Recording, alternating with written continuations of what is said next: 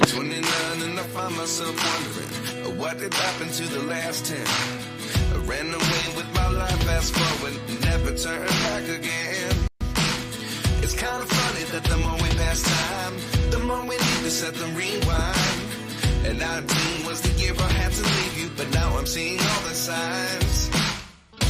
Is this really happening? I can't believe it's true. I'm just as surprised as you. Is this really happening? I can't be too sure, but one day I'll be yours again.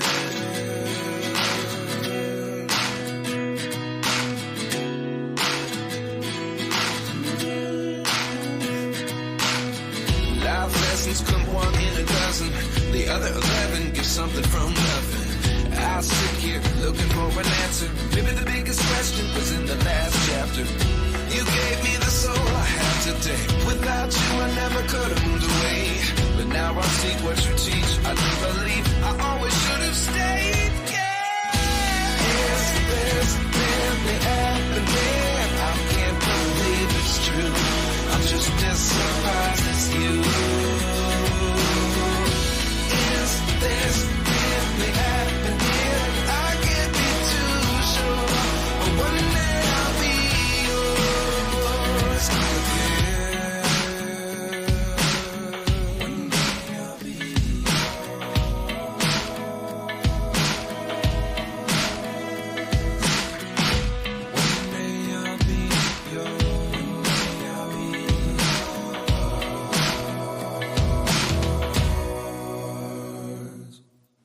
Life lessons come one in a dozen. The other 11 give something from nothing. Life lessons come one in a dozen. The other 11 give something from nothing. Life lessons come one in a dozen. The other 11 give something from nothing. Life changes just open the door. One thing's certain, I'll always be yours.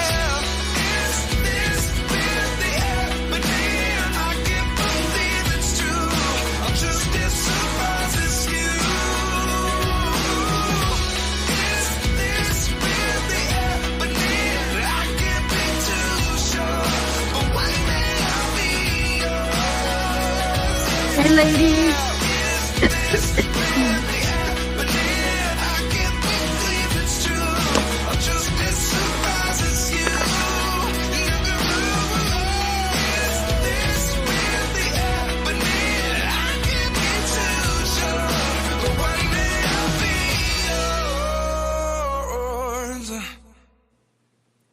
We'll hear it one more time while people are coming in.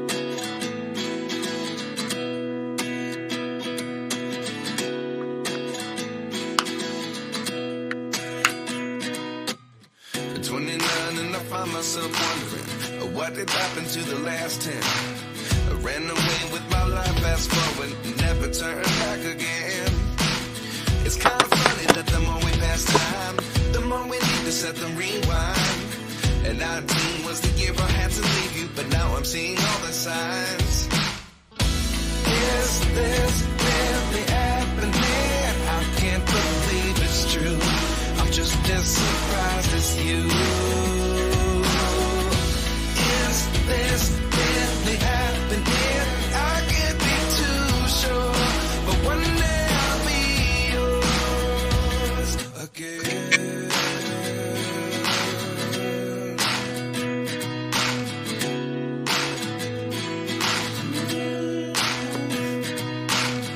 Life lessons come one in a dozen. The other 11 give something from nothing. I sit here looking for an answer. Maybe the biggest question was in the last chapter. You gave me the soul I have today. Without you I never could have moved away. But now I see what you teach. I do believe I always should have stayed. Yeah. Is this really happening? I can't believe it's true. I'm just as surprised as you. Is this really happening? I can't be too sure, but one day I'll be yours again. One day I'll be yours.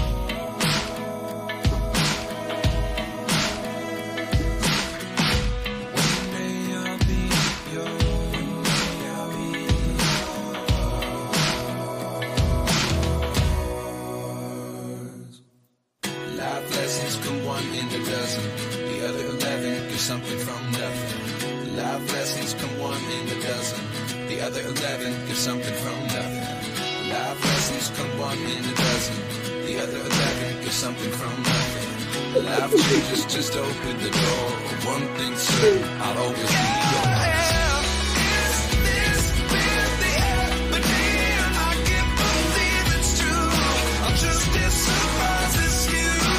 Can't even hear the music on the thing. It's still going.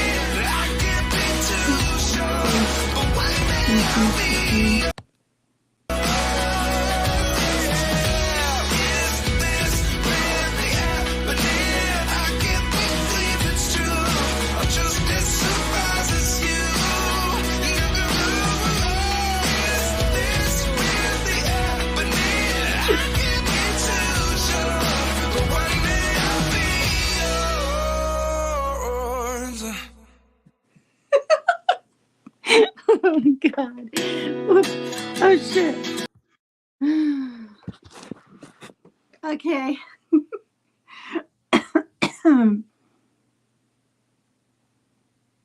I can't even think where stuff is. Hi everybody. I look like I just got out of bed. I didn't. I just, you know me. I'm always struggling with something. Anyway, no, I've been up all day just doing all kinds of things. I just ate. I just had some chili with vegetables in it and stuff. Yeah. Hi, Art Go Show, Lulu, Chili Chick, Janice, I said Lulu, Donna McCain, Sean B, Janice. There's Lazy Boy, Rhonda, Mama Shell, and E-Rock. Hi, you guys. Hi. All right.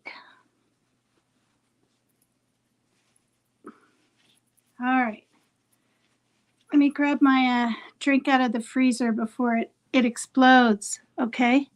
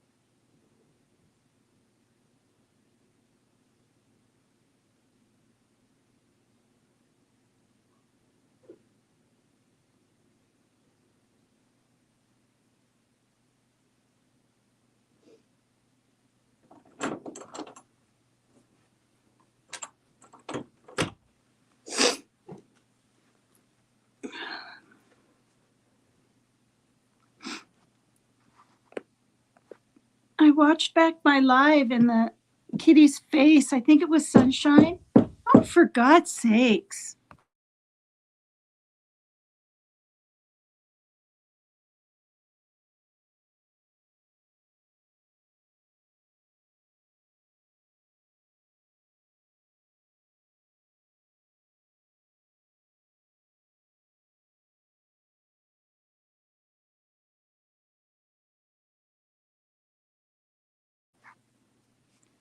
All right, you guys. Where's that light? Okay. So, hi, Pam. Hi, Melly Joe. Hi, everybody. Hi, Christy Kids. Wow, you guys. Thanks for hopping in. Please hit the like. Please subscribe if you haven't. What was I going to say? So the kitty's face was like right up really close. It was really kind of funny, wasn't it? But yeah, I made a few more of you mods. Whoever comes in and I trust, each show. I'm just going to make you a mod. That's what I'm doing. But you don't have to do anything. I'll do the, what's it called? Blocking, or even timing out. Okay, you guys? Why on earth? Is it because I'm sitting on this pillow? I don't know. Anyway, okay, I'm going to read this because I always do. It's real quick. Don't sweat the small stuff, and it's all small stuff. Okay. Let others be right most of the time. We're on chapter 12. It's one little page. Aw, thank you, Mama. Thank you. Hi, Aqua Pisces. Hello, I haven't seen you in a while.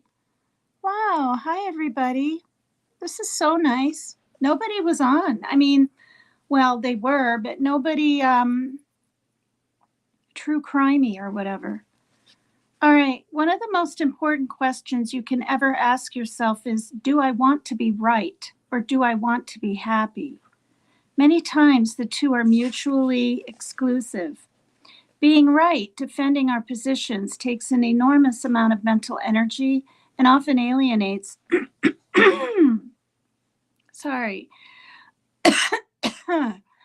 us from the people in our lives. Needing to be right or needing someone else to be wrong encourages others to become defensive and puts pressure on us to keep defending. Yet many of us, me too at times, spend a great deal of time and energy attempting to prove or point out that we are right and or others are wrong. Many people consciously or unconsciously believe that it's somehow their job to show others how their positions, statements, and points of view are incorrect. And then in doing so, the person they are correcting is going to somehow appreciate it or at least learn something. Wrong, it says. Think about it. Have you ever been corrected by someone and said to the person who is trying to be right,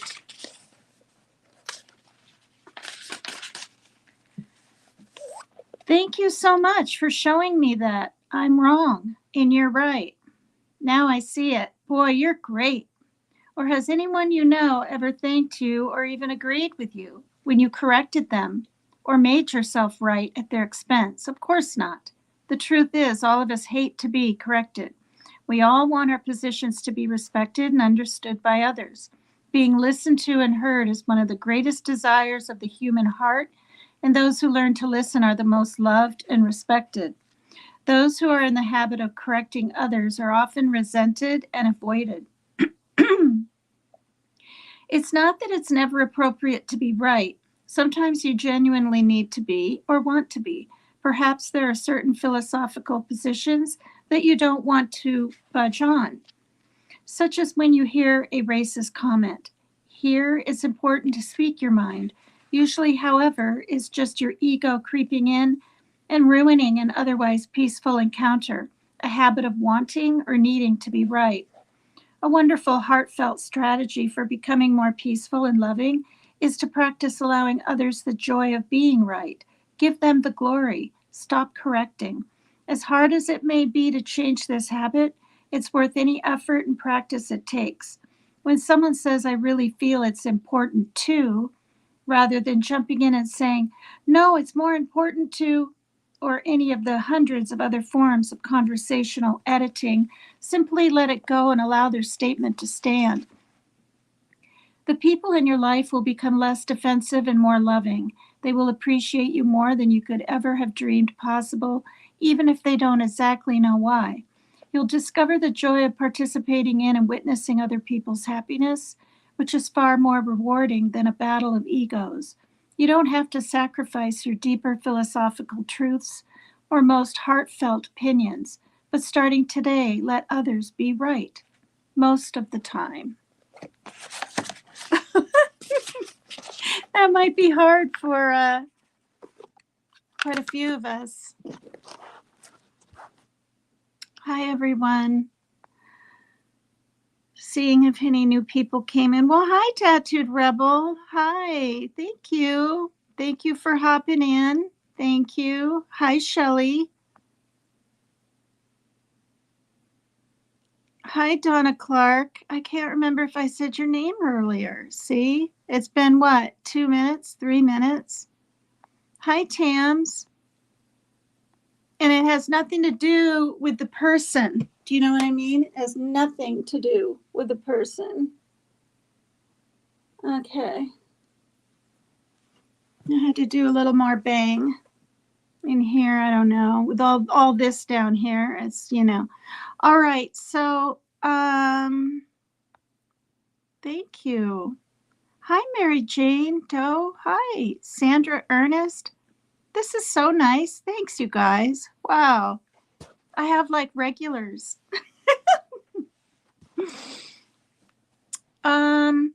Okay, so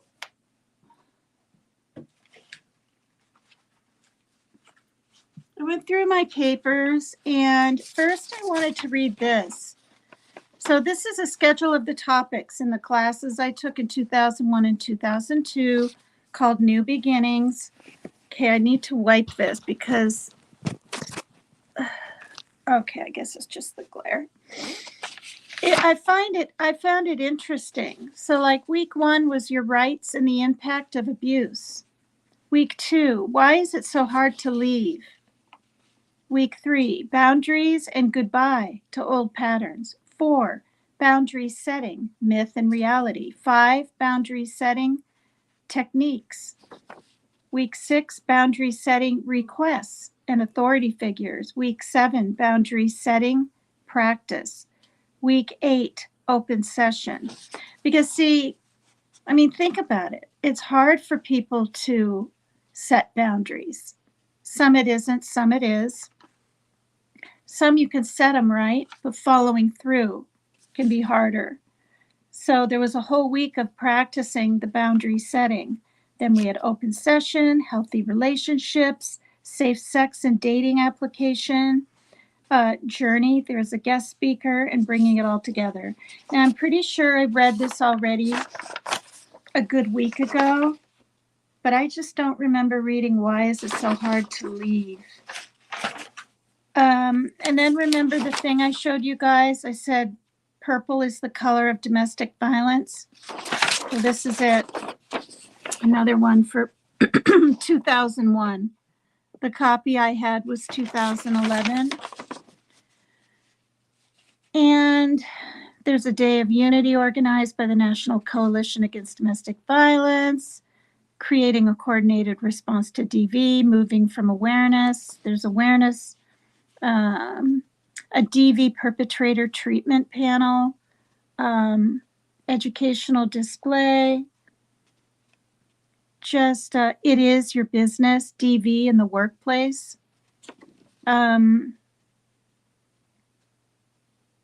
Wow. Okay, so in 2001 anyway, statewide, there were 51,550 domestic violence offenses committed in the year 2000. So, what, we're 2024 now. Frankly, I think it's probably a lot higher with the C being here and the C back. I believe it's back, or never really left and is coming on strong again, the C disease. And then how rent and just everything is just sky high. I mean, this little town of Bellingham, it's expensive to live here now, as in like Seattle. It's ridiculous. My rent per month, I'm just going to say it, if I wasn't on housing, is now $2,000. I'm in a 3-bedroom apartment, so it's pretty big. 2 bathrooms, but anyway, 2,250 or something. If I wasn't on housing, I wouldn't still be here. I would have had to move somewhere else. And where are they going to accept my animals and things like that? And I spoke to my mom today. She has 6 cats. Okay.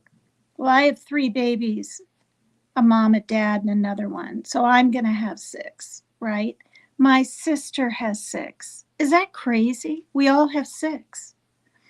And Mom said she was, there were 2 real feral ones that were always in the barn, but it's 20 below zero.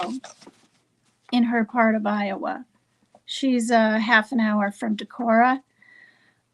So they're all inside her house. Yeah. Yeah.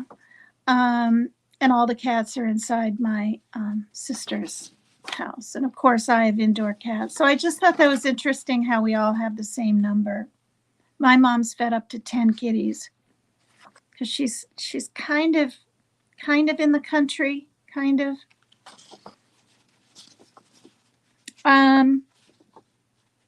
Purple Ribbon Campaign, Breaking the Silence, Journeys of Hope, Clothesline Project, I don't remember what that is, Domestic Abuse in the Lives of Older and Vulnerable Adults.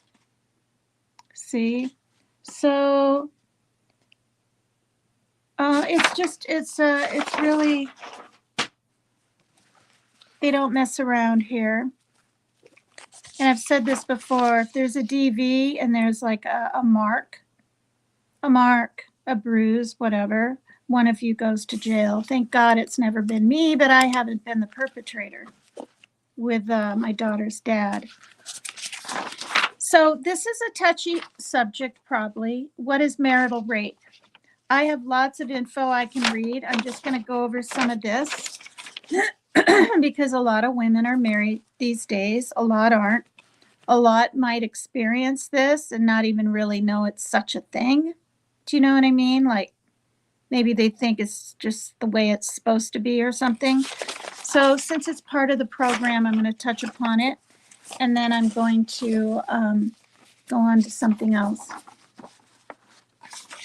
I'll quickly see if anyone else has jumped in. Thank you, everybody. Hi, Pink Panty. Hi. Hi, Patrick Howell. How are you? Please hit the like, you guys. Thanks for coming over. Justin Retro Stuff Channel. Hello. I think you've been here before because that sounds familiar to me, that name. Oh my goodness. There you go. Hi, Amanda Elizabeth. Hi, you guys.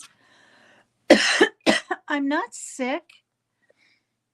I haven't done a lot of talking. I've spoken a little bit to my son and my daughter, but not ongoing talking. I think I need to get my voice going or something. Okay, now I just realized I don't think I'm allowed to say the word R-A-P-E, so I'm just going to spell it. Okay. What is R-A-P-E in marriage? R-A-P-E is an unwanted act of sexual intercourse without a person's consent. Historically, this consent was considered to have been given as part of the marriage vows. Power, control, degradation of the victim, and anger, goodness, are often the primary goals of marital R. We'll just call it R, not sex. Number 2, is it against the law? There's 7. Is it against the law for a husband to force his wife to have sex? Okay, now, maybe laws have changed that I'm not aware of, and maybe I should have looked it up and all this, but I didn't. It's 24 years later. Maybe there are different laws. I'm doubting it, though, in regards to this kind of topic. Hi, Sidekick. Hi. Okay, since 1983, there is no longer any marital defense to first and second degree R under the Washington law. Okay, this is Washington State, where I am. Washington has joined a growing number of states where it is against the law for a husband to R his wife. Interesting, since 1983. 18, 19, 20. I was 21 then. Number 3, how often does R in marriage happen? In the United States, approximately 1 in 10 wives are R'd by her husband. Marital R is more likely to go unreported than any other type of sexual assault.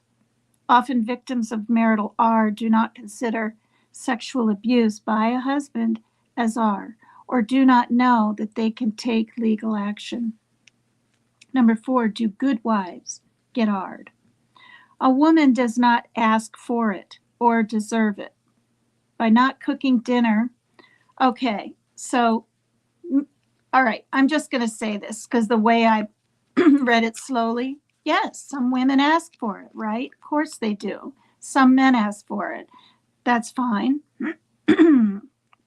Probably a good thing in a marriage. But the way it's written here is a woman does not ask for it or deserve it by not cooking dinner or by spending too much money.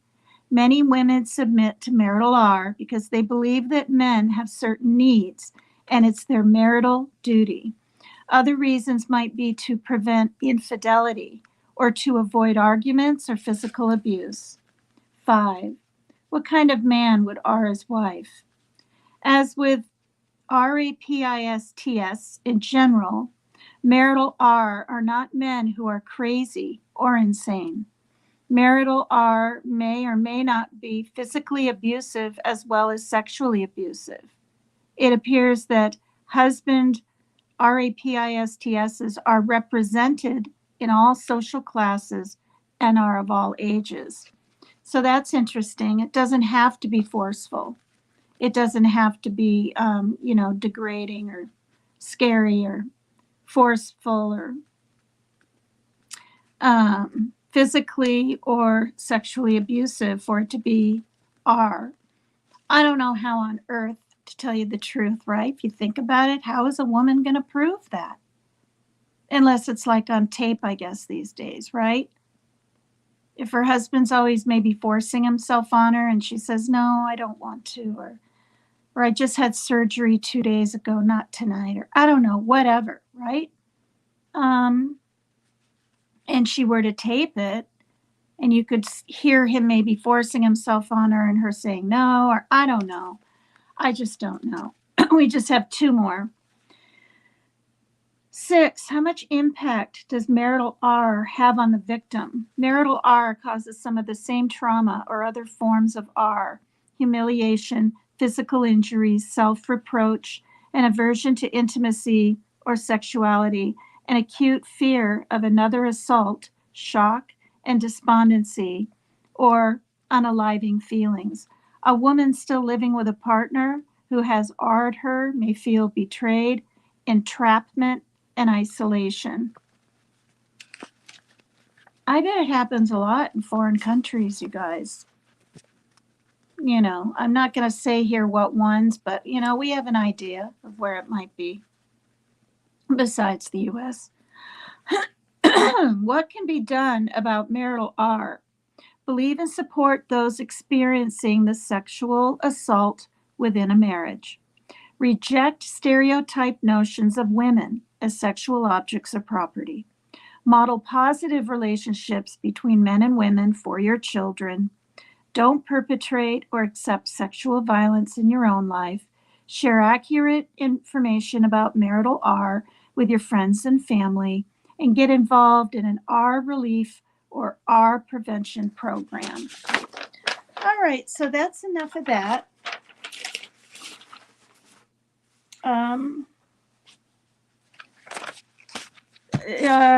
I should be putting up a 1-800, what is it? 1-800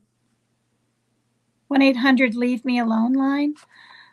I'm not trying to be funny, but in a way I guess I am, because I can't even think of what I'm trying to say. It's not the unaliving line, it's the 1-800. Well, it's on another one of my papers. All right, now, a lot of us women, and I'm sure there's men, right? We're the caregiver. This is pretty important. Hi, Lisa Schenkel. Hi, Arco Show. Thank you for the trigger warning. Hi, Bootsy. Hi, everybody. Wow. That's really neat, Donna, driving while listening. To think that, you're all the way in California and you're driving along listening to what I have to say is pretty amazing. Hold on. Maybe I need this or something. I hate the way I tremor too, you guys. I watch back my lives. See how I try to hold the bottom? It's nerves. It's nerves. I've had them since 1989.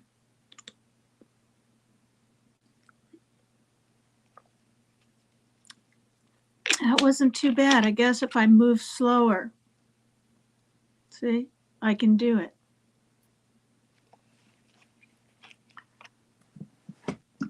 And by the way, besides genetic in my family, I'm here to tell you, I asked the neurologist what they're from.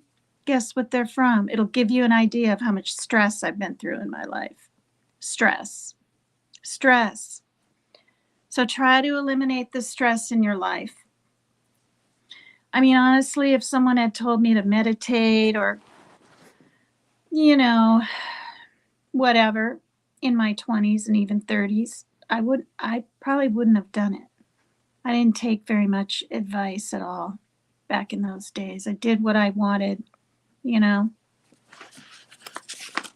Anyway. Okay, so weird. Portrait of an ESFJ. Now, I was looking at this earlier and I was like, it stands for extroverted, sensing, feeling, and judging.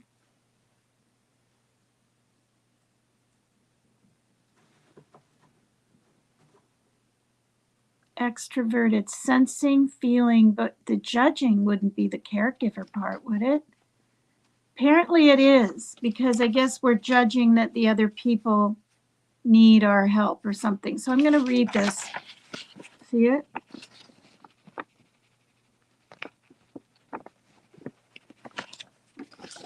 I know this pertained to me, and it actually kind of still is with my kids and things, even though they're grown adults.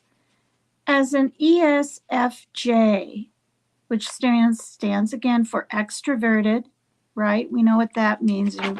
You're out there.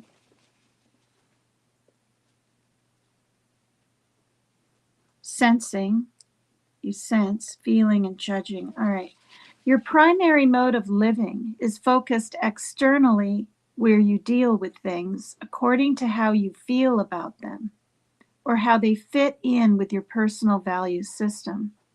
Your secondary mode is internal, where you take things in via your five senses in a literal, concrete fashion.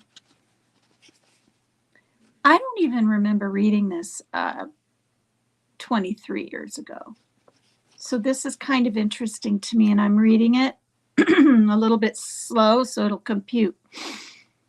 Thank you, Dollar. Thank you. That's so sweet. Thank you. Hi, everybody. Thank you so much. It's like, I can't wait to get on once a day, once an evening, and see my friends, talk with my friends. Like, you're not physically here, but I have my animals. And I do have some good friends in town here that, she can get her knees working right. My friend whose daughter died of the diabetes this past summer, and I went to the memorial. She really wants to come over for dinner and have a little game night. And that's important. She's my best friend. Known her since 1991. I mean, we're absolutely like this. She's the only one I really call BFF all the time, that kind of thing. And she's about 6 or 7 years older than me now. And she's the one that dated my ex-husband. And I thought, oh my God, he wanted me back. And I thought, she is going to hate me. Now, she didn't hate me. But even while I was here, kind of in the beginning, she finagled around and, tried to talk to him and contact him. And things were kind of a little weird at some point. I don't know how much she even remembers. But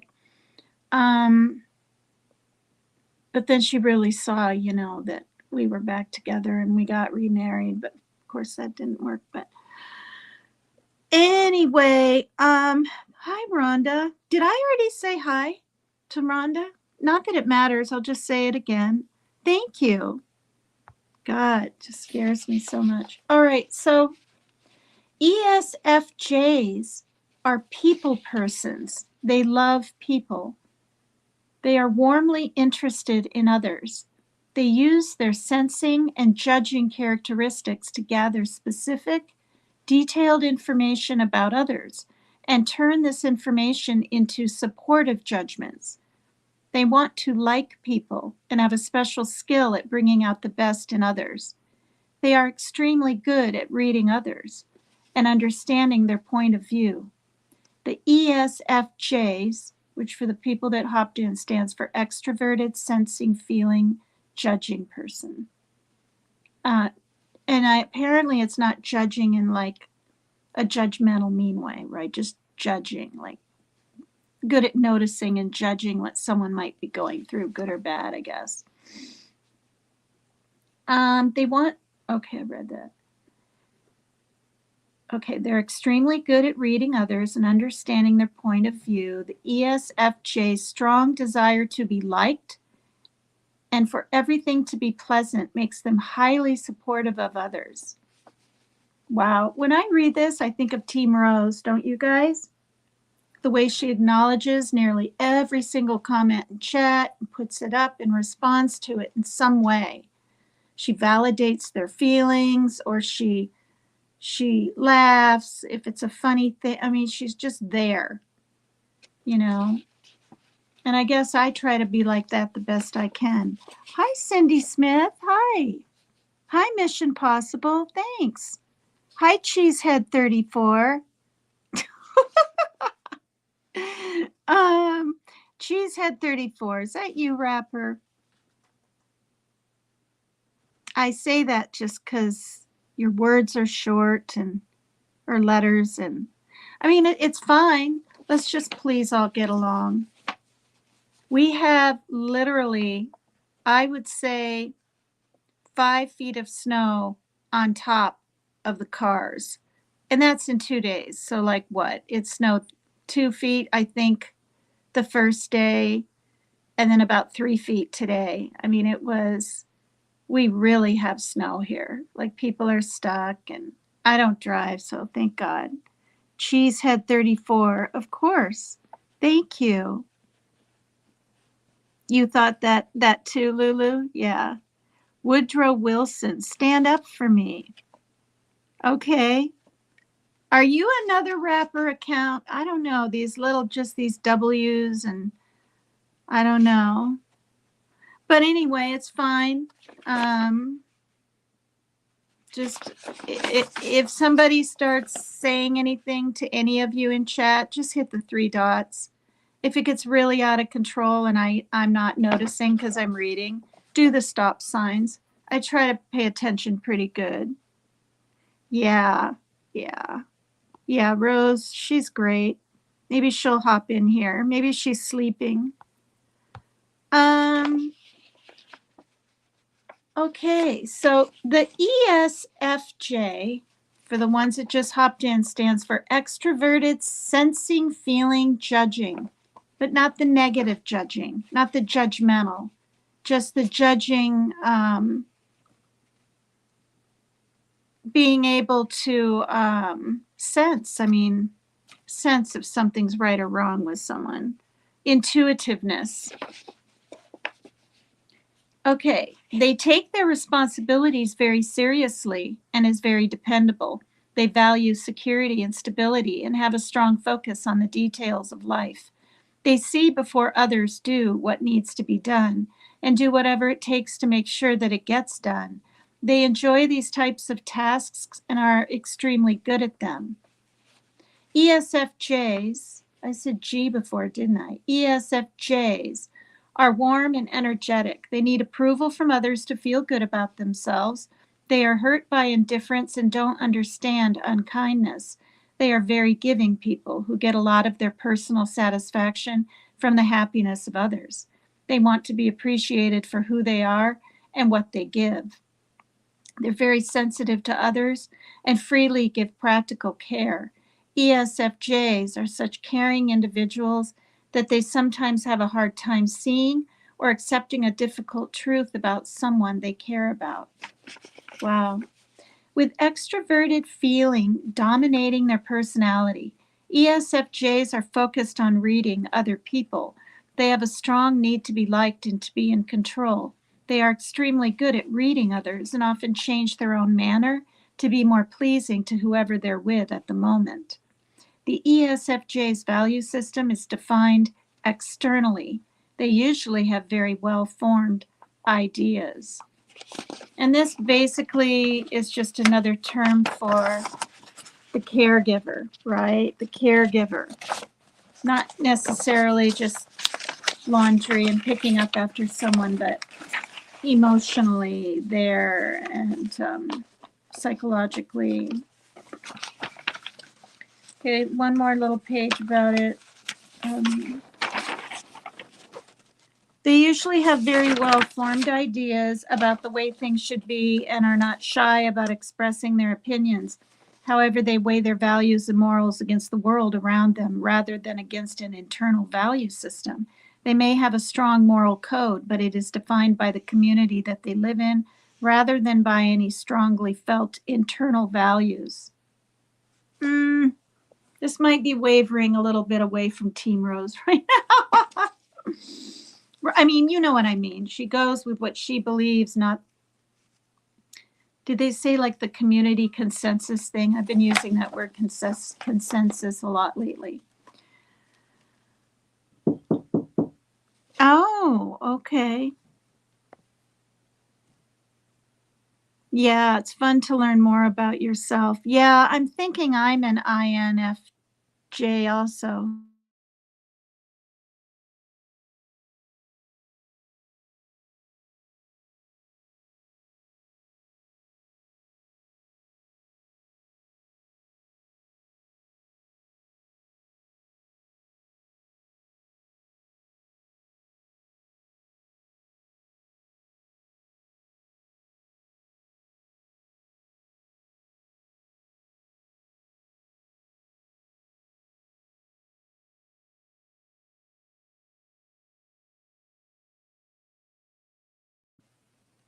All right. I said, oh, is it the same thing? INFJ, and I have ESFJ here. I bet I would be like intuitive,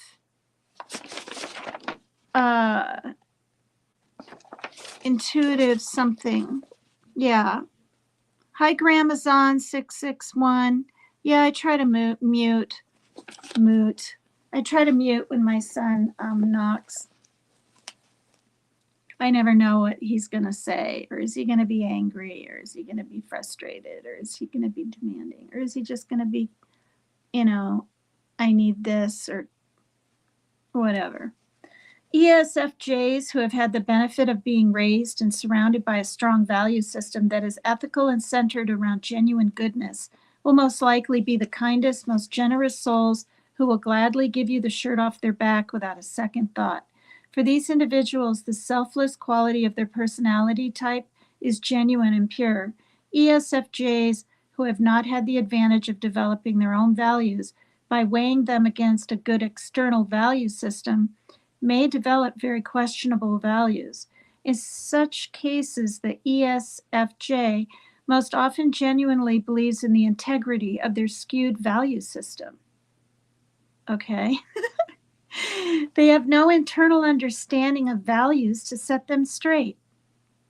In weighing their values against our society, they find plenty of support for whatever moral transgression they wish to justify. This type of ESFJ. What?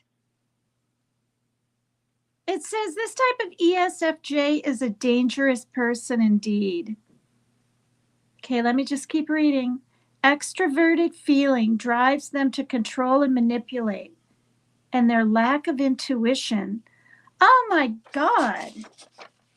This is back-ass backwards. It's not even like the abused person being the caregiver. It's the person that's abusive because they are judged. Okay, Parker, stop. I need some soap. Stop. I told you when I go to the store, I can give you a bar of soap, but I don't know if you'll use a bar of soap. You gonna You use? can't get the liquid? Yes, when I go to the store, we got a ton of snow out there. Well, where's the bar soap? Oh, Lord. Okay, just a minute, you guys.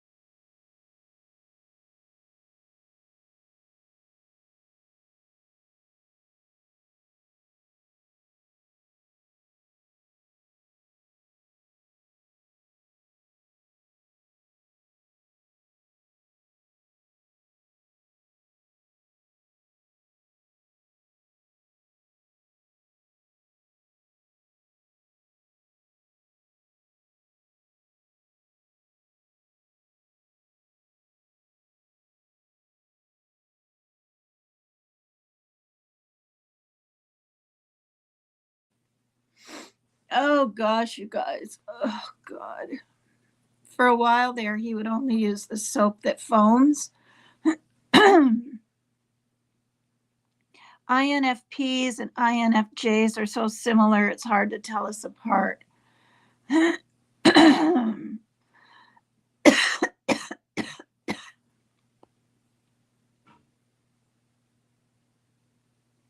Yeah.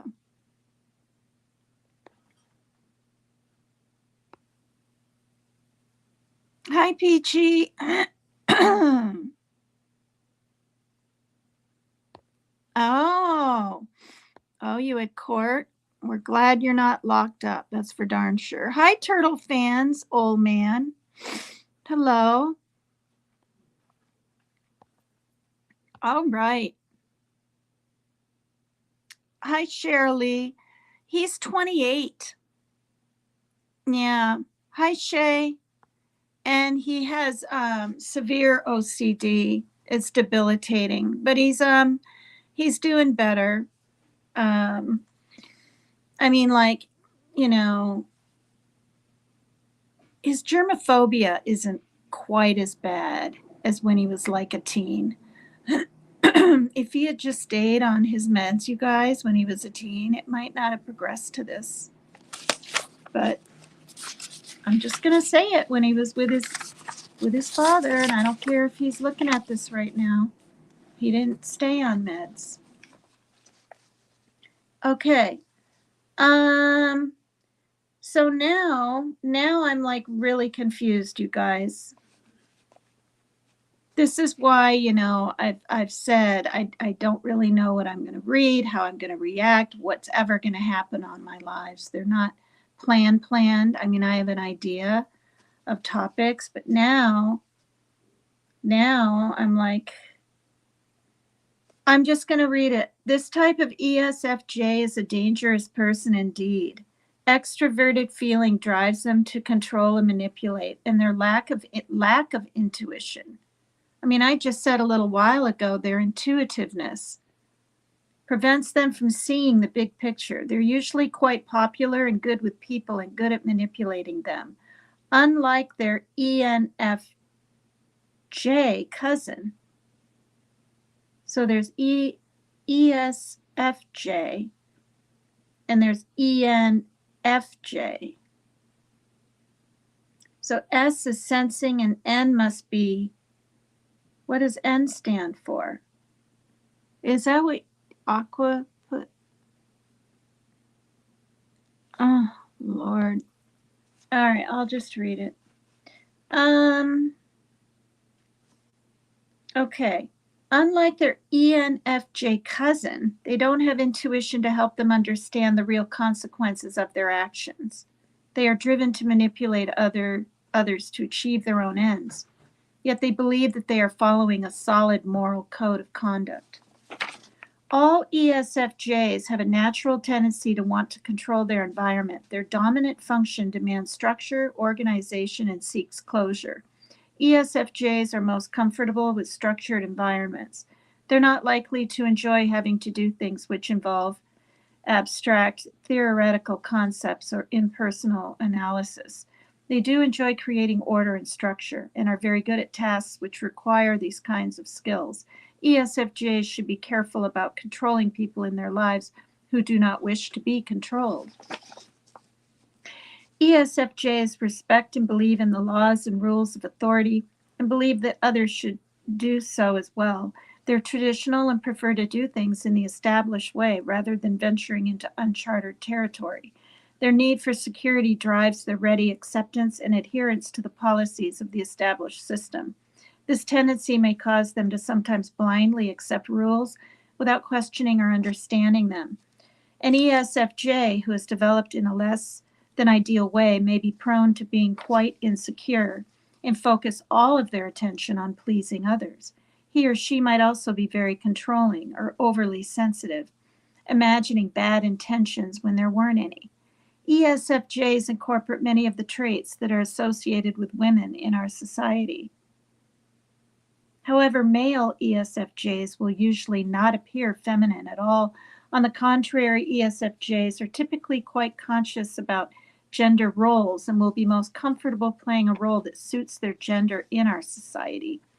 Male ESFJs will be quite masculine, but sensitive when you get to know them, and female ESFJs will be very feminine. ESFJs at their best are warm, sympathetic, helpful, cooperative, tactful, down to earth. Oh, practical, thorough, consistent, organized, enthusiastic, and energetic. They enjoy tradition and security and will seek stable lives that are rich in contact with friends and family.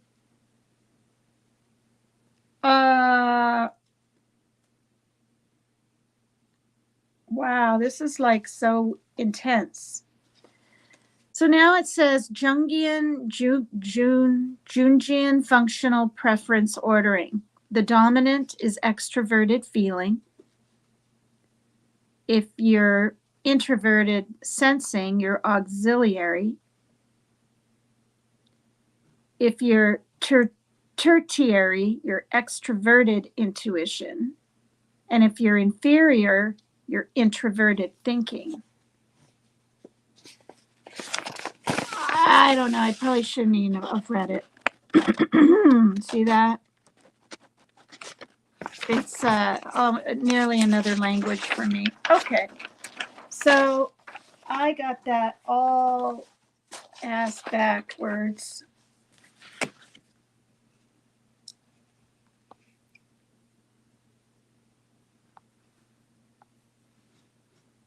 Hi, William Davis. Hello.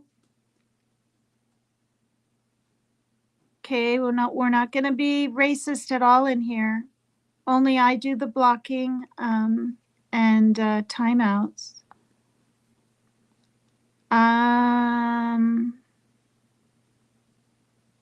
Oh, Lulu, you know Cheesehead 34 is rapper. Tina, do you have snow? Hi, Lori Sacconi. Yes. No fear at footfalls or the gods. Hello. The N stands for intuitive. Okay, I was like looking for a capital I or something. I'm good. I'm good. Hope you're well too, William.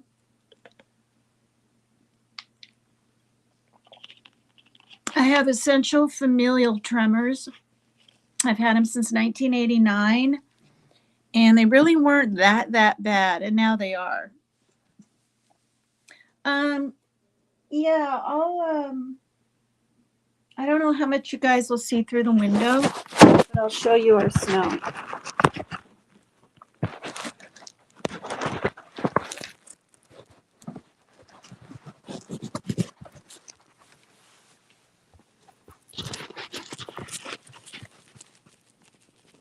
Can you guys see it?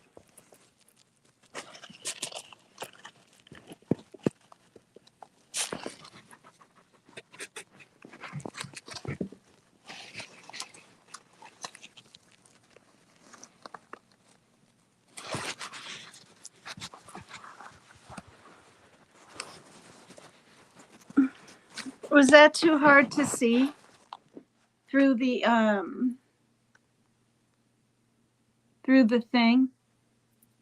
We got lots of snow here in Alaska. Oh, that's right. You're in Alaska. You guys, could you see the snow? Or was that like too much window or whatever?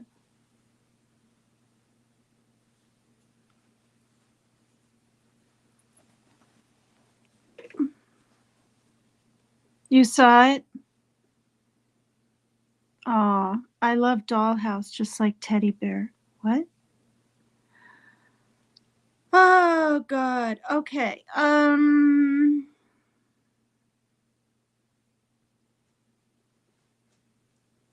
okay.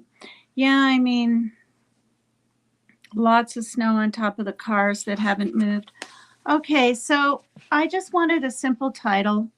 Boundaries needed, baby. And so now we're finally on to boundaries. Okay, what is a boundary? I know we all know, but I'll read it here. Tina knows snow on the rooftops. Here, do we not have snow on the rooftops? I didn't even look.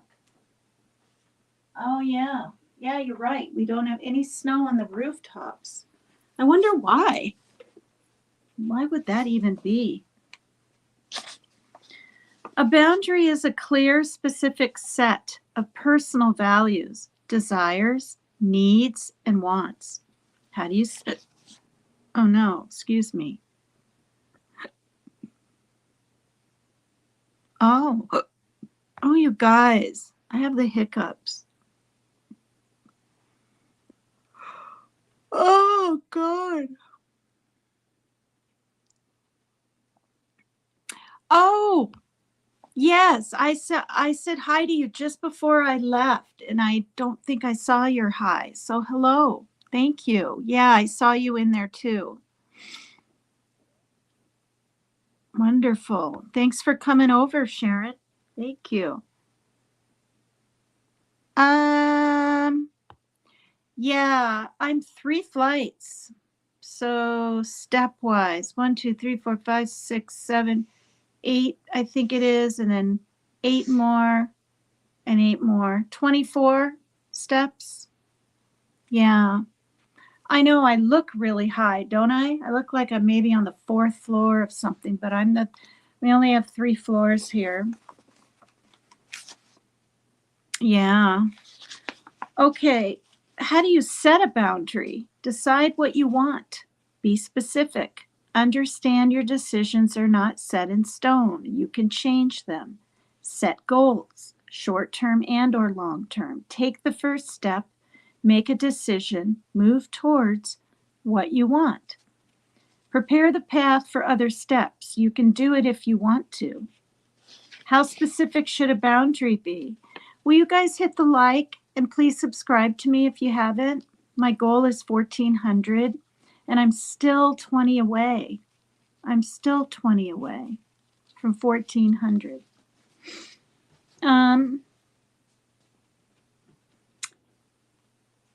Okay, how specific should a boundary be? And it says here, very specific. Do not simply state that you wish to be happy. What is happy to you? Visualize your statement, use concrete examples. If you want a partner in your life, what would he or she look like? How would they treat you? Would he or she want children? Do they play golf? What physical attributes would he or she have? Are they frugal with money or a spendthrift, etc.? If you want a job, what field would it be in? What position do you want? Would you work overtime? Would you relocate? How much would you earn? Where would you like to be in 3 months, in a year, in 5 years, etc.?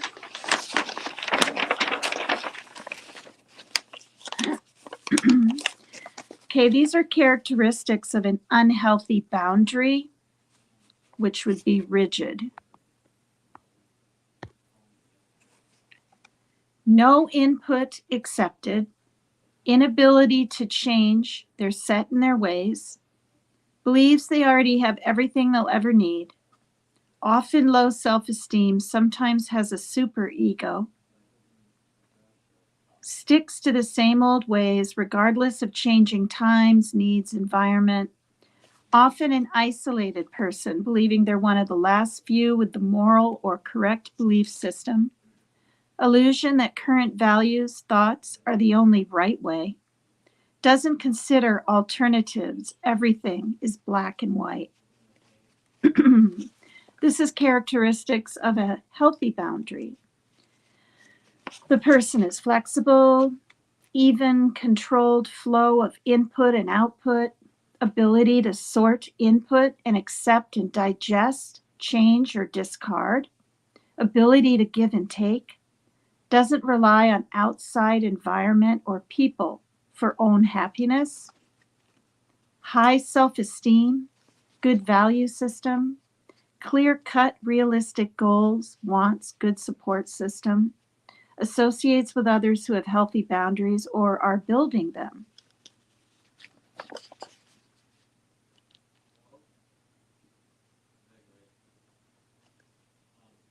So now, okay, so those are unhealthy and healthy boundaries, and this is not having a boundary at all. Confusion, these are characteristics of an unhealthy boundary, none. Confusion, constant input and output with no control, relies on consistent input and outside influences or acceptance for happiness. Ever-changing attitude based on mood, environment, peer pressure. Lack of much thought or consideration for one's own needs. Oftentimes has low self-esteem, inability to recognize reality, often in a state of delusion and or denial. Person often associates with other boundaryless peers who support each other's chaos. I'm just going to say what I have here. I hope Joe isn't seeing this one. I have the word in-laws here.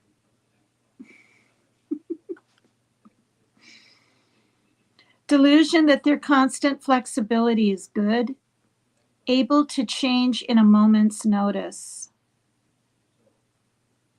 So the delusion that their constant flexibility is good and they're able to change in a moment's notice. Well, that would be a good thing, isn't it? So you can even set a boundary. I don't know. It's whatever. Okay.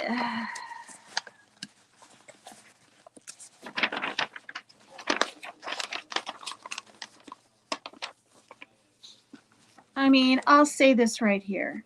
When he and I were married, the in-law thing, or his mother, because his dad passed shortly after we were married. In fact, February, March, about a month later. But anyway, things were pretty good. But after the divorce, not really. All right. Losing yourself. Before you can begin to restore lost personal boundaries, you first need to know how and in what ways you are currently letting your boundaries be overwhelmed by others. Place a check mark by any phrase that describes what losing yourself feels like for you. Place 2 checks next to the kind of loss that is most painful for you. I have 1 check here. It says you ignore your own feelings while feeling someone else's feelings very intensely. I have 2 checks where it says you rescue someone with no thought of your own safety and well-being. Granted, this was back in 2001 and 2002 when I took these classes. I have 2 checks in. You take orders from someone who is telling you what to do, even when you know that the action you're taking as a result is not the best one for you. I have 2 checks in. You pretend that your opinions and interests match someone else's when in fact they differ. I have 2 checks in. You accept the other person's point of view while discounting your own. I have 1 check in. You feel someone else's pain before you feel your own. There is one here that I don't have checked at all. You change your plans at the last minute to suit the whims of a lover. You give endlessly of your time, talents, money, and services. I don't have a check in that either. I have 2 checks in. You blame yourself for someone else's abusiveness, drunkenness, rudeness, thoughtlessness, or irresponsibility. Huh. Okay. That might. Wait, is there? Okay, there is more in boundaries. Hello, everybody. Hi, Rock54. Do I still do true crime? I will eventually. I'm sort of, I mean, I did so much. If you look back at my videos, I have serial killers in all kinds of different countries, stories. I compare, you know, where siblings, MURDER, their own siblings, and there's a word for it. Now I can't remember.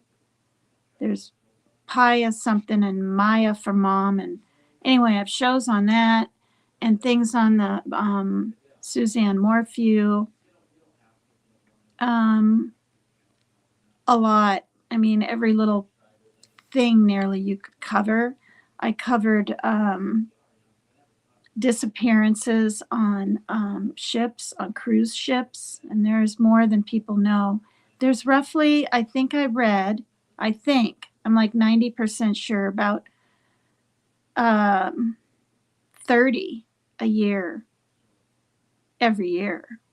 Or maybe it's more now. I don't know. People just getting on these cruise ships and possibly their drink is spiked and they're hauled off in a who knows what and wake up in a foreign country. Yeah, that happened to one lady and I can't remember her name. And then there was that case, remember, of blood on the bottom, whatever thing from that guy was on his honeymoon, right? And they both got just trashed and they had been at the casino and she was found wandering the halls and he disappeared, but there was blood, so he was beat or whatever and probably thrown over. And to this day, they don't know. They thought maybe it was those Greek men that he was talking to earlier or something, but I don't think they ever. Hi, Wind and Whim. Hi there.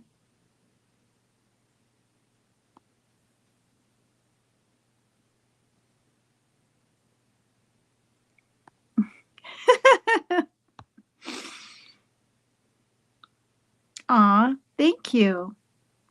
Yeah, I mean, this is just kind of covering some stuff, and I thought it would be interesting. I was thinking about things in my life and other things I'm seeing other people going through, even on YouTube. And I, you know, all kinds of different creators and people. And I thought about the control and power wheel and how, you know, and then it brought me back to what I went through. And even if we're not going through it, you know, can let your friend watch these shows this last week, or or whatever, because there's a lot of info out there. Because the most dangerous time to leave is when you're leaving. I mean, that's the most dangerous time for the person, is when they leave. Okay, boundaries and goodbyes to old patterns. Boundaries are limits drawn by each of us that define our separateness, uniqueness, and basic rights. They should not be overstepped. Each individual human being is unique and precious. Okay, so I said to my son, right, because he's knocking and doing this, and I've told him not to interrupt my lives unless like there's a fire or something. And he really just doesn't care. But people allow you to treat them, right? People treat you the way you allow them to treat you. I heard that on Dr. Phil, and I believe it. But anyway, I told him, I said, I'm giving you a warning now. I didn't yell it. I just said it. I said, I'm not going to get anything more sweet, right? Because that's what he wants, more ice cream, even though I have a big tub in there right now. Next time I go to the store. So he's hearing it now. If he even knocks, if I'm up for another 2 whole hours, okay, he can wait because he's eaten. He has his friends. He doesn't need anything. He's older. It's not like he's 10. It's not like he's tired and wants me to tuck him into bed or whatever. You know what I mean?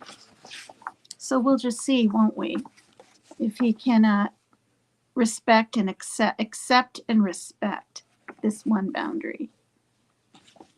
Because he's already knocked on my door twice. And I know it's not the end of the world. But like, can you not think a little bit before you do anything with me or whatever? All right, they should not be overstepped. Each individual human being is unique and precious, possessed of a core self that deserves to be separate, sovereign, and independent from anyone else. It is a private core of dignity, self-respect, and a sense of one's own worth and identity. It belongs only to oneself. From his or her understanding of their rights, each man or woman develops his or her own boundaries around this private territory. Boundaries are not a wall against the world. They are an open door for loving yourself and for healthy relationships. Understanding and developing your boundaries is one of the first steps toward freeing yourself from abuse of any kind. And when I do these programs, I'll reiterate here, men and women women and men get abused. They do. By the significant other, whatever. Understanding and developing your boundaries is one of the first steps toward freeing yourself from abuse of any kind, as well as increasing your self-esteem. It must be done before you can build assertiveness or fully understand the issues of personal rights and responsibilities, which I'll be reading here pretty soon. We all have our personal rights and responsibilities. Lack of boundaries is a prerequisite for abuse. Anyone may be abused once, but if your boundaries are clearly in place, you will never be a chronic victim. I don't really believe I'm a victim because my son isn't really being malicious. He's just impatient, which goes along with his ADHD that they diagnosed him with at the age of 5. Impulsiveness, whatever, and his other things. So I kind of think this diagram is nice. We've got boundaries on the outside and inside, core of dignity, self-respect, sense of self-worth, and identity. In a functional family, the tiny child who is felt almost like a physical part of the mother begins at about age 2 to develop a sense of being a separate, independent person. As a child is encouraged by her parents, self-reliance and self-respect gradually grow. Self-confidence, security, and decision-making abilities blossom as the parents' respect for the child's privacy and boundaries increases appropriately. Parents who have their own boundaries well established teach this best by being role models. A man or woman may have developed boundaries as a child, but through personal and societal abuse, as an adult, has seen his or her sense of self-worth, rights, and boundaries gradually eroded. In working to reestablish them, he or she has an advantage in that they can remember how it felt. In a dysfunctional family, the parents themselves fail to have well-established boundaries of their own, and because of their own needs, tend to invade the child's territory and or encourage the child to enter theirs in inappropriate ways. Independence and privacy often are discouraged.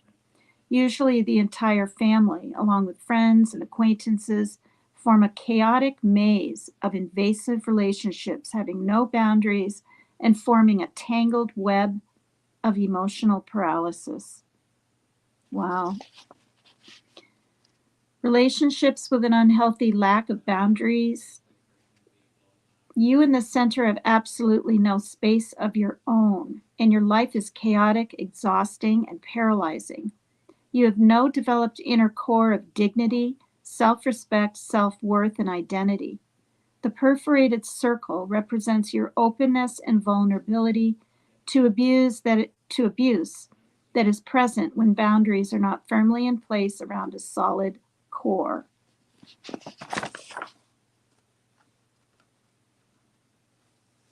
And this is a look at unhealthy lack of boundaries. All these squiggles all over the place. Partner, children, acquaintances, close friends, other family. You're in the middle and they're all perpetrating in on your life like a bunch of, looks like, well, it doesn't look like, but like flies on shit. I mean, really, people can't respect any kind of boundaries. Some families have no boundaries. I grew up with boundaries. The good news is that it can be changed. Lack of boundaries can be replaced by healthy boundaries with their accompanying feelings of space, independence, and comfortable involvement with others, whose boundaries you are careful to respect. What you may not have learned from your parents or may somehow have lost over the years, you indeed can develop as an adult. Committing to pattern changing is the beginning. So, the steps for developing boundaries are understand your rights. With small daily steps, work to love and appreciate yourself. Give yourself gifts. Be in touch with your own feelings and needs. Needs may be basic and non-negotiables, such as food, shelter, clothing, and medical care. They may be less basic, but of primary importance to you, such as living near your family, going back to school, having a room of your own, and keeping your child in a particular school. Decide on the basis of your own rights and needs where you want to set your boundaries. Develop assertiveness techniques to permit you to maintain your boundaries and ask for what is rightfully yours. Being assertive for a lot of people is difficult. You know what I mean? It just is. Okay, so, and this is healthy. This is what a healthy boundary would look like. You're there and they're near you, but they're not all up on you or something, right? Healthy, not healthy.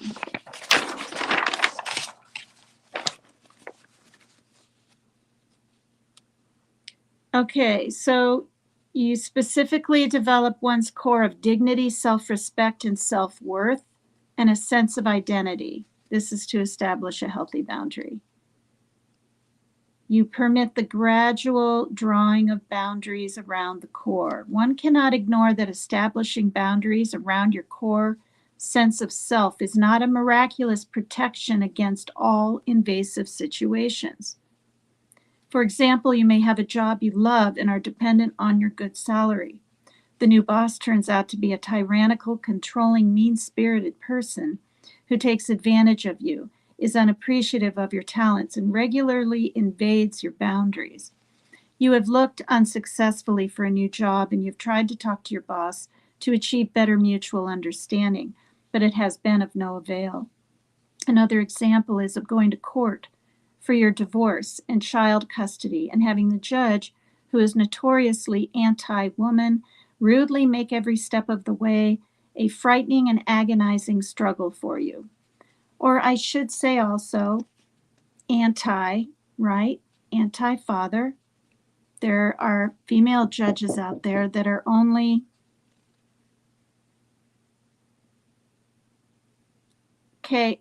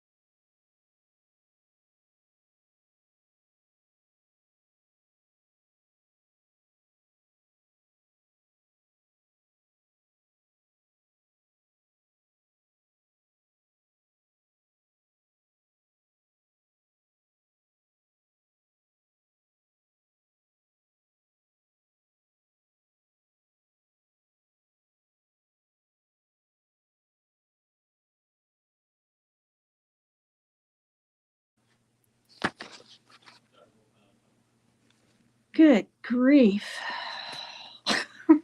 He blew it. And I told him. He blew it. I'm not giving in. Nope. All right. And it's not like we have no sweets. We have sweets now, for crying out loud. See? Boundary. I'm trying to set a boundary right here. I'm going to stick to it. I told him to leave me alone. I said, you need to stop. He doesn't even understand really what he's doing. Like, what I'm doing isn't important. I said, it's not that it isn't important. It's that I have to put people on hold. Then sometimes I explain. I'm constantly muting. I said, so just walk away from my door. Now, in the past, like a few years ago, before he was on anything, like, his med, he would hit and kick and scream and temper tantrum all over the dang place. It was hell. Now he's able to walk away. And that was before any of YouTube. Ugh, and be semi-calm. Okay. Okay, so establishing. Oh, okay. All right. Okay, so being in court, anti-man or anti-woman, the judge, rudely making every step of the way a frightening and agonizing struggle for you. Yeah. I was told a certain judge here was anti-woman. And so I put in a prejudice paper thing.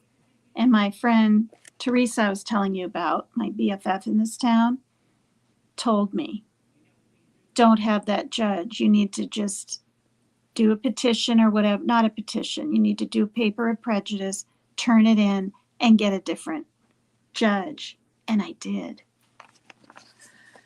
Okay. These are two extreme but not uncommon situations in which your boundaries clearly are being invaded. The price for asserting them, however, would be more than you would want to pay. In cases like these, it is important to remember that you must pick your battles because you can't win them all. It is not a fair world, and there are simply times when a person must live with this sort of injustice and find ways to survive. Counseling and support groups can be a great help in maintaining a healthy perspective as you live through these painful times. So having a real nasty boss, but you can't find another job, or you're going through some custody thing, those are just two extreme examples. Old patterns.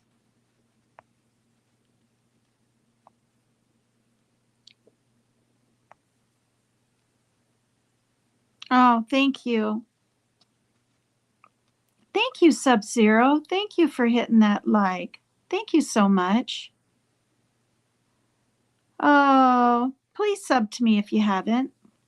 I've been nearly begging for weeks.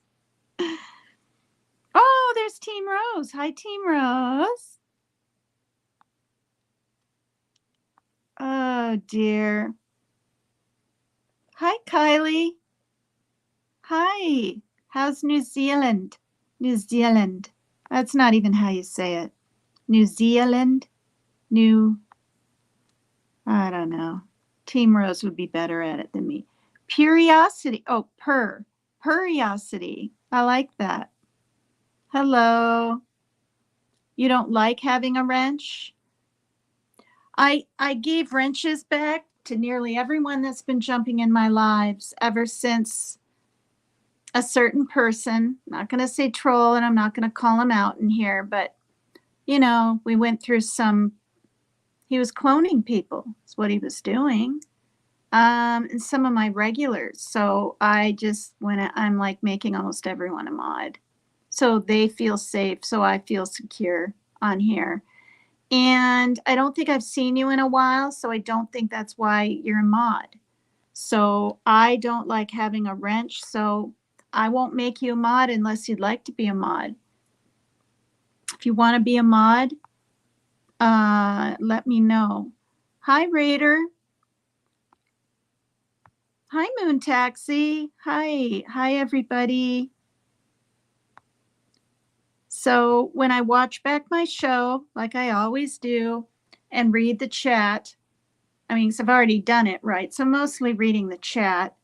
No, thank you. Okay. I didn't already make you one, right? I don't think you've been in. I don't think I've seen you for a little bit in here. Hi, Toshi. New Zealand. New Zealand. Okay. Anyway, people that I kind of know, not the very first time faces, but maybe even the second or third, I'll make a mod. So these are the old patterns. We're on control. These are old patterns, so you cannot set a boundary.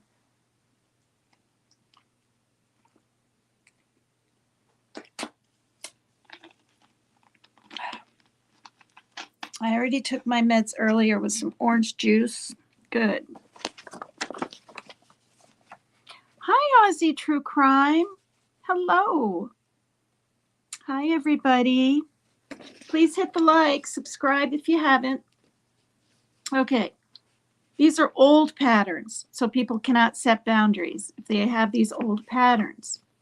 Control. Two things are involved as we work our way out of the control issue. A clear understanding of what we perceive we can control, as opposed to what we really can control. So some things we perceive we can, but can we really control them, right? We often think we can change other people, particularly those we love, and can work out problems that are the responsibility of others. We think we can guide them to make the best decisions for their own good. This is true while our children are very small, but it ceases to be true as they mature. As we understand the rights of all people and recognize and respect our own and others' boundaries, we can begin to know that the only real control we have a right to exert is over ourselves, our goals, our choices, our decisions, our responsibilities, our actions, our reactions, and our thoughts. All or none functioning, right? It's my way or the highway kind of look at life. All or none, the black or white view of life referred to. That's a habit of reacting to an outside stimulus in an extreme way. It seems to emanate from the lack of development of the inner core referred to in the beginning of the session and results in little or no trust in ourselves or others. Small understanding of basic rights and low self-esteem. It is exhausting and leaves a man or a woman always demanding unachievable perfection of him or herself and others, and having little balance or common sense. It reflects a lack of recognition of our own and others' rights. Awareness of this habit is the first step in changing it. How to change unhealthy patterns so you can establish a goal. Identify the patterns you want to change. Be aware of the negative habits that form the framework of this old pattern. Understand your personal rights and boundaries. Choose the pattern that you want to develop. Practice new and positive habits that will form a framework for this new pattern. Okay.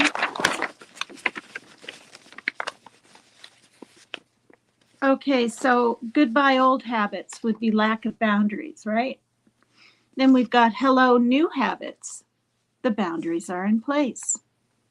Goodbye old habits, denying your feelings. Hello new habits, in touch with and expressing feelings appropriately. Goodbye old habits would be control, playing God, overdeveloped responsibility. Hello new habits, letting go, no more manipulation. Goodbye old habits, all or none, right? My way or the highway, black or white. Hello. New habits, balance, forget perfection. Goodbye old habits, caretaking relationships with needy person. So the person is very needy and you're caretaking. Yeah. Okay. Hello, new habits, equal, mature relationships. Maybe I'll have that with my son someday. Goodbye, old habits, lack of trust. Hello, new habits, gradual development of trust in self and others. You're supposed to surround yourself with supportive friends and professionals such as experts in domestic violence, counselors, lawyers, and doctors. Supportive friends and family can offer loving acceptance and help. Look to professionals for correct information, advocacy, and services appropriate to their field. Be patient and keep your eye on the big picture.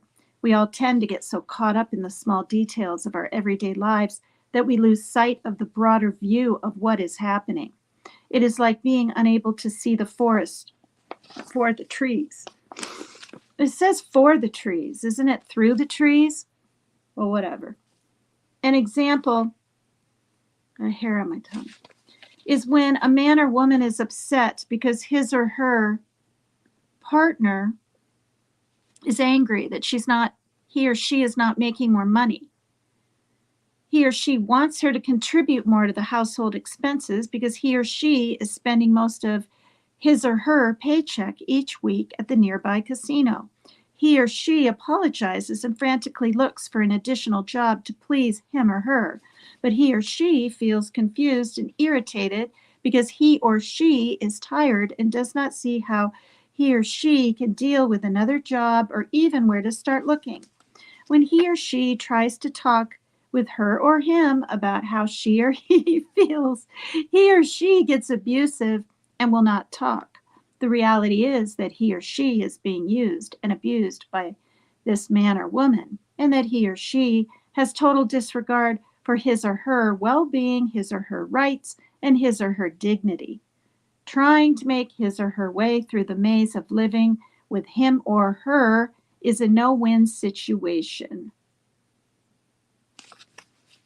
See, and I have this circled, disregard for her well-being, her rights, her dignity. Apparently that's how I felt a long time ago. I don't anymore, you guys. I don't. You know? Big picture here is recognizing his or her rights, facing the reality of his or her situation, and making specific plans to free him or herself safely from it. His or her life is ahead of his or her, him or her, and full of wonderful possibilities. Yeah, so you either put up with the control and the boundaryless relationship, right? Excuse me. Or, what's that, Dr. Pepper? Or you plan, you do something about it. Stressing the positives. You were presented with definitions, blah, blah, blah. Okay, you were asked to take action for change in your lifelong habits. It is important to remember that it has taken years for you to get to this point and that the old habits will not disappear overnight. Be aware that your control and all or none issues make it hard for you to be patient with yourself in achieving gradual change. These types of changes are difficult for everyone. Keep in mind that you are taking in many new ideas that are working slowly like yeast in bread, and the process cannot be hurried. The more you love yourself, the faster it will proceed. You can choose how you want to live the rest of your life. Asking for help is a healthy sign, never a sign of weakness. Realistically cope with problems of rights and past unfairness. Pick your battles carefully. I have that underlined. And do not waste time on injustices over which you have no control. Focus on your goals and forget the rest. Compare yourself only with yourself. See that? I have 2 asterisks there. We all progress at different speeds and out of different situations. Only you can know when you are ready to make changes. Keep in mind how far you have already come. Do not be discouraged if you find practicing new habits uncomfortable and painful. It is like exercising unused muscles. Do it over and over and over again until the new habits feel comfortable and natural. Be content with baby steps and relax. I just think this is beautifully written. And back then, my head was in such a tailspin, you know what I mean? And I was given so much stuff. I don't even know if, well, apparently I did read this because I have asterisks and stuff, but thank you. Thank you, Melly Joe, for putting my Cash App and PayPal up. That's just to help with the kittens. It really is. Like, next time I go to the store, I got to get 2 boxes of litter. They used to be 8 or 9, the smaller mediums. And now they're flipping 13. So it's $26 or something for two dang litters. And I have to have 2. It's insanity. Everything went up a lot.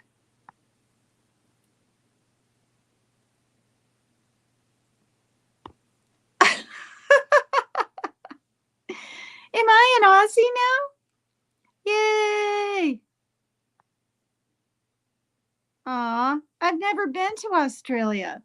I used to think I always wanted to go to France. If I could ever go to another country, I thought France, you know, see the Eiffel Tower would be really cool. But I want to go to Australia. And in all honesty, and this, I'm being honest, Australia was like my second choice, you know, like Sydney and Melbourne. Those cities have such beautiful curving buildings, you know, in the pictures that I've seen on Coffee House True Crime, with that Aiden guy, you know, he shows beautiful pictures of true crime stories. And okay, how do I, all right, I'll just do this and then I'll do that and then okay. Yeah. Who throws fits? Oh, right here. I am the only one in my family with a sense of boundaries, and all my narc siblings can't stand that.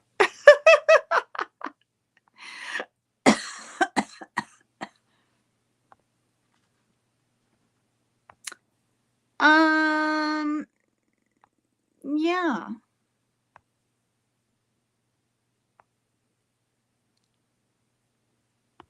Oh, I do.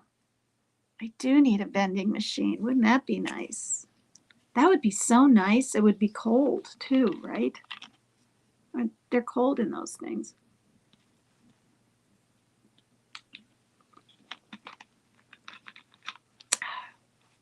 And yes, I did eat. What did I have? Oh, I had a bowl of chili and I threw more vegetables in it. And yeah.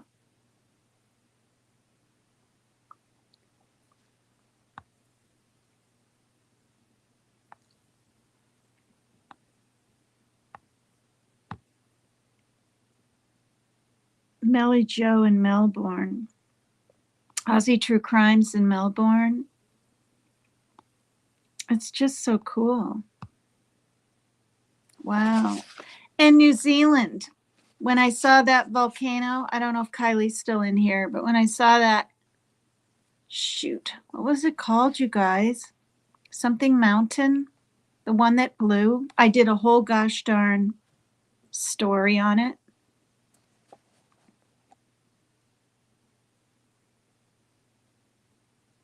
It's not Waikiki. No, that's flipping Hawaii, right? Waikiki is Hawaii. Gosh darn it. You guys know? Will someone put in chat? It's going to drive me nuts. The volcano that blew when those 23 people were right at the base of the, not the base, right at the top or core of the spewing part, whatever the heck it's called. White Island. Oh, God, thank you. See, I knew it was W. White Island. A father and his daughter perished. Another couple perished. 4 people that went on this excursion together. See, a lot of them, you guys, are on a cruise line. And then, because I saw a whole show on it, and then they're handed these little pamphlets, right? You want to go over and explore this volcano and hope to God you don't get blown up. Yes or no? God. But it's not funny at all. They all thought, right, they'd be safe. You know, but the volcano is bubbling and doing whatever for, was it 2 months or 2 weeks? I think it was like since May, and now I can't even remember what month it was that it blew. I can't remember any details. But that was that video where those people had just gotten off the island from walking around the top themselves. The thing blew and they're filming it. And this big ball of ash, I mean, their life depended on like 20 minutes. That could have been them up there. Tour guides perished. Young gal in her 20s. A mom and a daughter, I believe, from Australia. They did everything together and they died together. It's so sad, you guys. It's really sad. If anyone hasn't heard about it or the story, you should look it up. Now, that was New Zealand, and I think they have the most incredible prime minister lady. I can't remember her name. She's so sweet. She's really authentic, genuine, and caring. Like, you can tell. She's not just up there spouting off whatever, you know. Oh, they are? Hi, Michelle Finch. Thank you. Thank you so much.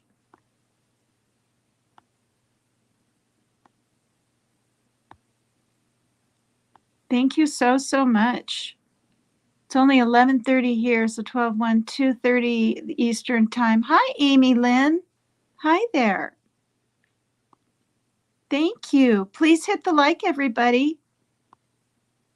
Can I possibly get 100 likes this time? I sound like other creators now. I say that, I'm not complaining, but I usually get 60, 75, and I'll have 100+ people in my chat. Will you all hit the like for me? I shouldn't complain. I'm not complaining. I think, honestly, the algorithms have caught my show, or whatever I want to call it or say, because it's coming up. Or maybe everybody's comes up.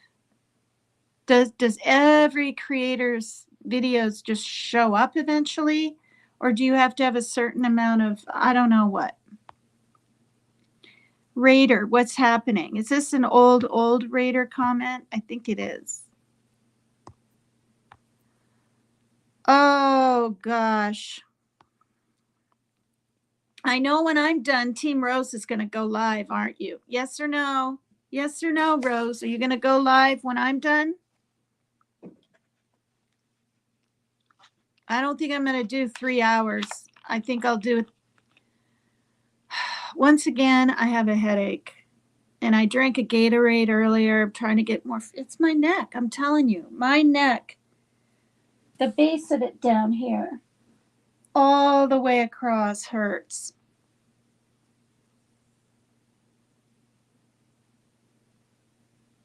Oh my God. It sounds like freaking sandpaper. Ugh.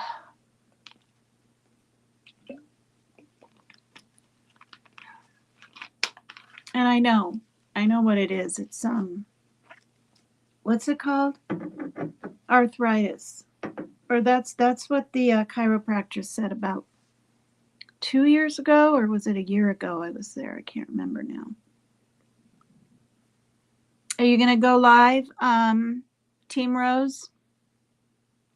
I mean, I know you are, because I don't think you've been live for a while. You've done little short ones, right? Okay, I'm gonna keep reading. Stressing the positives. Did I read this already? I read it already. I read this whole page already. Right? Be content with baby steps and relax. Assignment. Give yourself at least one gift this week. Study the text and handouts. Choose your new patterns. Begin to practice your new habits. All right, class. Give yourself one gift this week. And I guess that can be anything, right? Right? A flower, a piece of cake, a bubble bath you don't normally have time for, right? Your favorite program you kind of want to see, or a movie, buying a little animal you've always kind of wanted but didn't really know if you'd have time to take care of. I don't know, just whatever, right? If you're dying for Chinese food, you go get it. A new top or something at the store, right? Maybe pick up your favorite candy bar. I do that now and then. I really like Almond Joys. And then I get on this Reese peanut butter cup kick. And I don't overdo it. I get one for each of us. I get quite a bit of food stamps. I could easily buy us each 10 candy bars a piece, so we have one like every night for 10 days. I don't do it. I get us one each. And it's more of a, what's the word? Treat, you know. Oh, yeah. Yeah. I mean, I'm just going to say it, and it's not for a pat on the back, you guys, but when we get low on food, like most people do at the end of the month before the food stamps come in, I will have a cup of tomato soup and let the kids split the pizza in half, or, you know what I mean? Always. Or have the last of the fries with the last two burgers, because I can always find something, you know what I mean? And as you get older, you're not even, for me anyway, I'm not really massively into food. I mean, food is good and all, but it's not like I have to have some burger at some place. Do you know what I mean? Like, I'm just as happy with one I make frozen on a bun. It's kind of weird. Yeah, I'm not a big, like, gotta have the steak and potato, gotta have the fish and the whatever, you know, the lobster, whatever. I'm really quite easygoing. And I'm like that at the fair too. The one thing I always really kind of want to have is a carameled apple at the fair. Oh, because I really like those, you know. And if I haven't eaten and I'm really kind of hungry and we're picking food, I like those big sausage things on a roll with the green pepper and the onion. Oh, God, they're so good.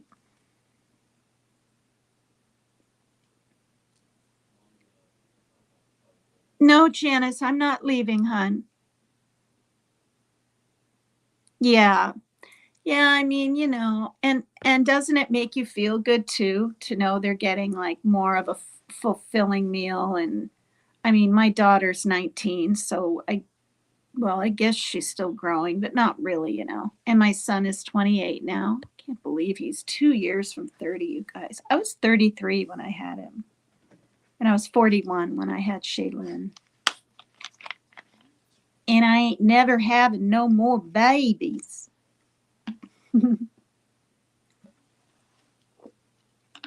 I can't anyway. My ovaries, your ovaries shrivel up to the size of raisins when you stop having your you know what. And I didn't know that. I was just having different tests done and trying to figure out what was going on when I was 40, I don't know, 43 or something. Yeah. She told me my hormone numbers, the F whatever and the whatever, were dwindling down from 60 something down. Or was it 70? Anyway, you know, and I had my exam and she's like, oh, you know, I don't even know how it came up, but she's like, your ovaries they're just getting really small. They're like nearly the size of raisins. And I'm like, what? Wow. Fantastic, I guess. Because aren't they, Rose and ladies, about that big? Or no, maybe they're that big. I don't know. Wow. Hi, Joshua Kaka. Hello, all the way from New Zealand. That's nice. Another lady friend is named Kylie, and she comes in here. Hopefully, you'll meet her in here. Super nice. Hi, lunch lady. Hi, thank you. Thanks for coming by, everybody. Mama T, the OG. Oh, you've been unsubbed from me twice? Well, I don't know. I can't mess with anyone subbing or unsubbing. But yeah, you have to sub, right, to get the notifications. Make sure the little check is on all and not just personal inside the thing. And resub if you don't mind. Thanks for telling me that, though. That's weird. I don't know.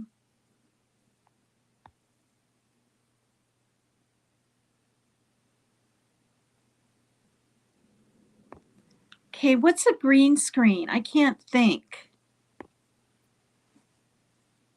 Is that a thing in the back? So your bedroom or your surroundings don't show? I mean, I've heard of it, but I guess I don't really know what one is.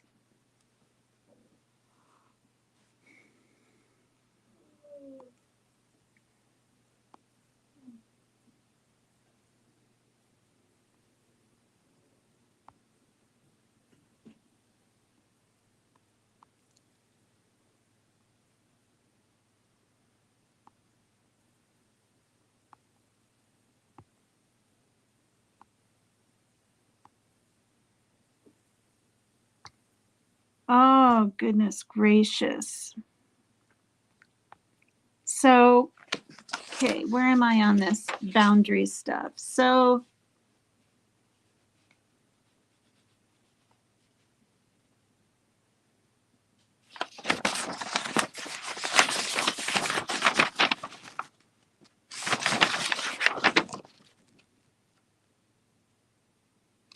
okay, I went through the whole thing here. Yay.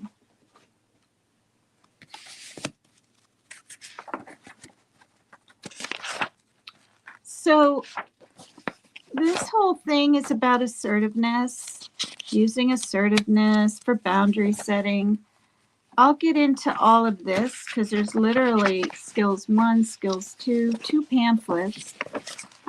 Then there's another one. Oh my goodness. Assertiveness skills training and rules for assertiveness and practicing assertiveness and is this the same one? Oh, it is. Oh, okay, this is the same one. So what I'm gonna do is read our personal Bill of Rights. Did you guys know you have a personal Bill of Rights? Did you know that? I didn't until I took these classes in 2001. Here they are. I'm going to read them to you. Okay, listen closely. This is our personal Bill of Rights. Number 1, I have the right to ask for what I want. Number 2, I have the right to say no to requests or demands I can't meet. Number 3, I have the right to express all of my feelings, positive or negative. Number 4, I have the right to change my mind. Number 5, I have the right to make mistakes and not have to be perfect. Number 6, I have the right to follow my own values and standards. Number 7, I have the right to say no to anything when I feel I'm not ready, it is unsafe, or it violates my values. Number 8, I have the right to determine my own priorities. Number 9, I have the right not to be responsible for others' behavior, actions, feelings, or problems. Number 10, I have the right to expect honesty from others. Number 11, I have the right to be angry at someone I love. Number 12, I have the right to be uniquely myself. Number 13, I have the right to feel scared and say, I'm afraid. 14, I have the right to say, I don't know. 15, I have the right not to give excuses or reasons for my behavior. 16, I have the right to make decisions based on my feelings. 17, I have the right to my own needs for personal space and time.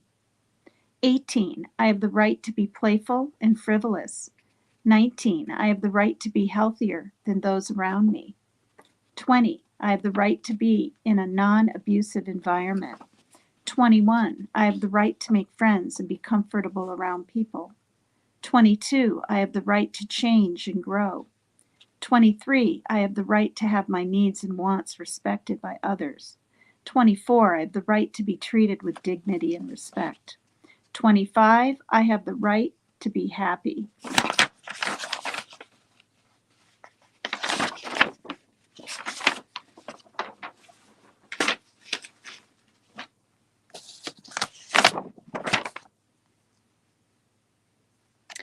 And then that's the personal Bill of Rights. This one is your Bill of Rights. Now, I don't really know the difference, but I'm going to read it, and you'll hear the difference. You have the right to be you. You have the right to put yourself first. You have the right to be safe. You have the right to love and be loved. You have the right to be treated with respect. You have the right to be human, not perfect. You have the right to be angry and protest if you're treated unfairly or abusively by anyone. You have the right to your own privacy. You have the right to have your own opinions, to express them, and to be taken seriously. You have the right to earn and control your own money. You have the right to ask questions about anything that affects your life. You have the right to make decisions that affect you. You have the right to grow and change, and that includes changing your mind. You have the right to say no. You have the right to make mistakes. You have the right not to be responsible for other adults' problems. You have the right not to be liked by everyone. You have the right to control your own life and to change it if you are not happy with it as it is.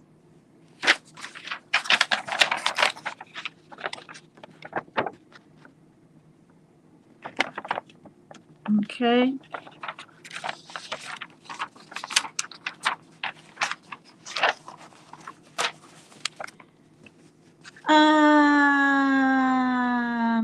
And I'm sure you guys have probably heard this.